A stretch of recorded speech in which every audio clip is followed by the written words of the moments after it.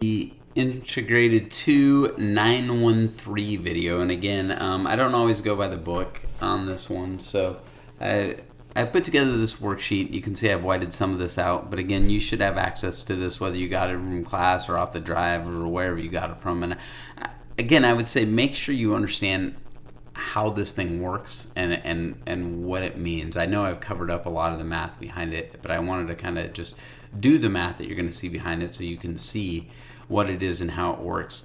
Completing the square is what happens again when we want to go from standard form into graphing form.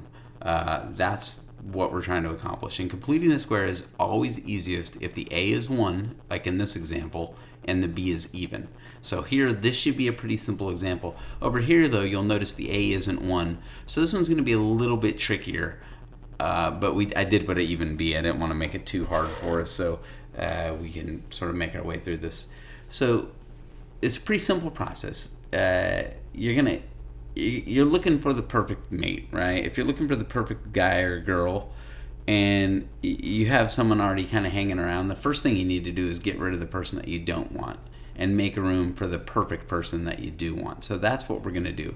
The first thing we're going to do is we're going to tell this 8, listen, I want to complete the square. I want a perfect square, and I have an x squared here and a 3x here and a 3x here. There's my x squared plus 6x. So x squared plus 3 is 6x.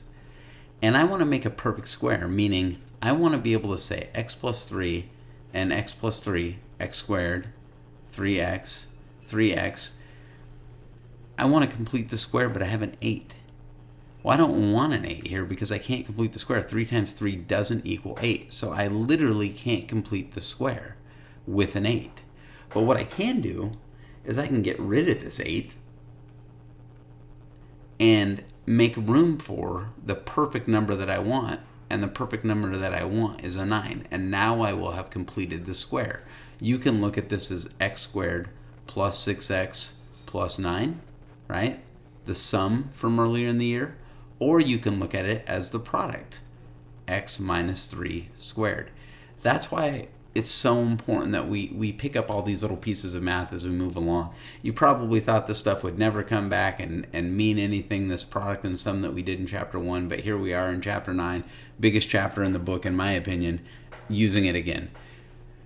So that's essentially the process that we're going to go through from here to here, is getting rid of the 8 and making room for the 9. That's the perfect number. But how do we do that with algebra? How do we do that algebraically? So we will go ahead and do that. I had a feeling that that was going to happen. So I'll go ahead and I'll get rid of all this stuff, and I will draw a new box, and we will try this again. So we're going to go here and I covered up too much. That was not brilliant on my part. Okay, so this is a little bit better because I can still see the problem. Alright, so the first thing I'm going to do is get rid of the number you don't want. Hey 8, you're a great person, but I can't work with you here. You're in the way. And again, you can't just get rid of an 8. That's not how math works. You have to move it. So I'm going to subtract 8 over here, but that means I have to subtract 8 over here. And that's going to move the 8. The next step I'm going to do is I'm going to factor by a. And again, here my a is 1. So I'm going to factor a 1 out of here and here. So how many times can I take 1 out of 1 and 1 out of 6? Well, not much going on in the way of factoring in this problem. The factoring will get a lot more interesting over here when I have to factor out a -2. But in this case, again, factoring is the opposite of distribution. So 1 times x squared is x squared.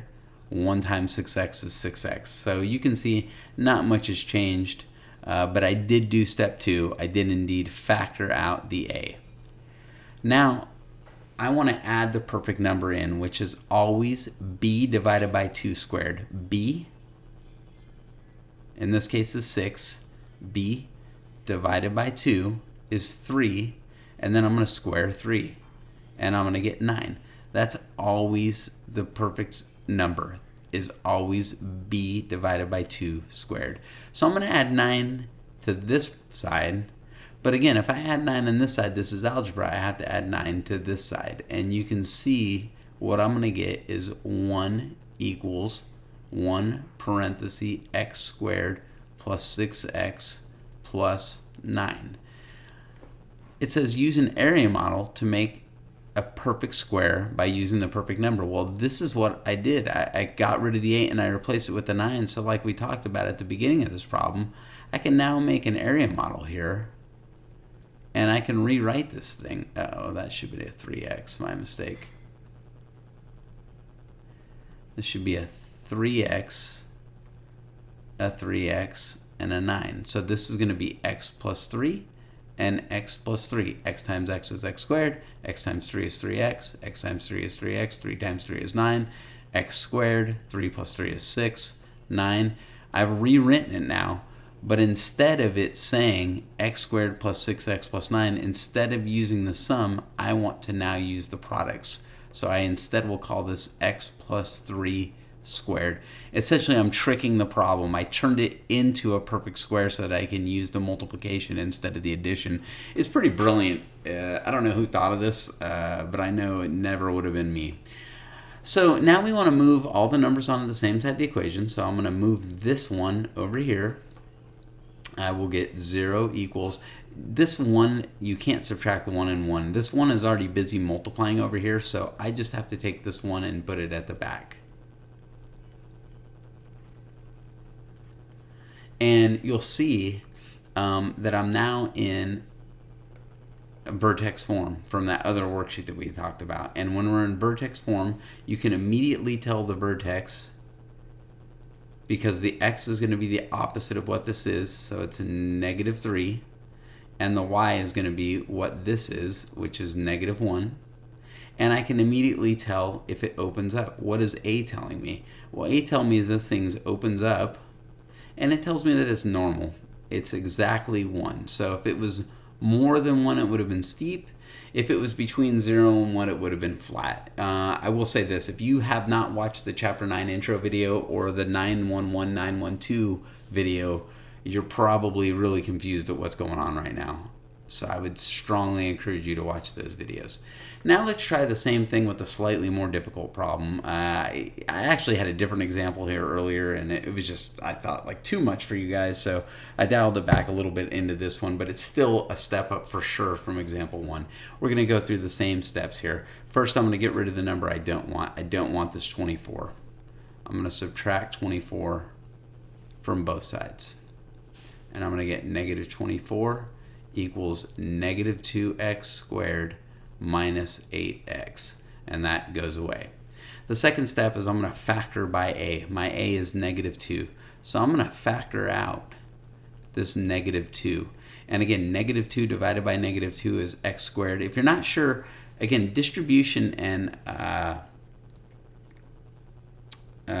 factoring are the exact opposite. So if I factored out a -2, it looks like this. If I distribute a -2 times x squared, I get -2x squared. So I feel pretty confident that I'm right there. Again, if I factor out, it's just like dividing. If I divide -8 by -2, I get a +4. And then there's that x. And again, if I want to check that, I just do the opposite. -2 times 4 is indeed -8. And I'll leave some room over here for the perfect number that I do want. So you'll see I'm this far in the problem. Now I want to add the perfect number, which is b divided by 2 squared to both sides. So I'm going to go in here, and this is the b that I'm going to use. B divided by 2 squared equals 4. So I'm going to add 4 to this side, but I want to be real careful here, because you'll notice that I'm actually, this is distributing, this is distributing, well, so is this. So it looks like I'm adding 4 because I am adding 4 inside the parentheses, but I'm really subtracting 8 here because everything in the parentheses is times -2. So 4 times -2 is -8. So I want to juggle that appropriately. Again, I subtracted 8 here, and even though it looks like I added 4 here, I technically subtracted 8 when I did that. So it will now look like the following. And you can see, I think, why it's a little bit trickier if your A isn't 1. If your A is 1, you don't run into that issue, but if your A isn't 1, you do, and that's why I think it's a little bit trickier when your A isn't 1. So it's going to look like this, plus 4x plus 4. At this point, I'm going to make my area model and make my perfect square. And again, using that negative b over 2, the b over 2 to b divided by 2 squared, the b divided by 2 squared, the b divided by 2 squared is going to make it so that I always have a perfect square. So I'm always going to pick the perfect number if I do that b divided by 2 squared. So I have my x squared, I have 4x, half of them are going to go here, and half of them are going to go here, and then I have my 4. So obviously this will be x and x. X times x is x squared, x times 2, and I get that perfect square. It's the same size twice. So now it's going to be negative 32 equals negative 2, and again I've rewritten this part of it.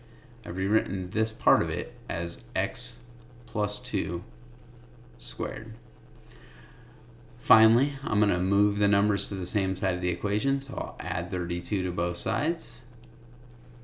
This is going to turn into 0 equals negative 2 x plus 2 squared plus 32. I have it in the graphing form that I want, so I can immediately tell my vertex. The vertex will be whatever would make this 0, and whatever make this 0 is negative 2. And then whatever this number is my y. So my vertex is at negative 232. And my A tells me that this thing opens down because it's negative, and it's steep because it's less than negative 1 or bigger as an absolute value, or however you want to think about that. So if I were looking at this one, I know that my vertex is negative 3, negative 1. I know it opens up, it's normal, it's going to look something like that. On this one, I'm going to go to negative 232, and it's going to open down and be steep. So it's going to look something like that. So I can get a sense for what these are going to look like just by putting it in graphing form. Now, if you're looking at this right now, obviously this looks terrible. I just hope that you followed through, because I think, and I hope that you agree, that it looks a lot better as typed up. So all the same steps, all the same math. You can see if you were following along how that all works. If there's any questions on this, by a mile, this is going to be one of the most challenging, difficult lessons of the book this year. So if you have questions, feel free to reach out, discuss it. There's a million videos online that are better than this one, but I did want you to see how this completing the squares notes works and these steps that you can follow. And if we were in class, and what we'll probably do online is just have these notes here and change the problem and follow these steps, and change the problem and follow the steps, and change the problem and follow the steps. And I think that's how it works. Have a good one. See you guys later.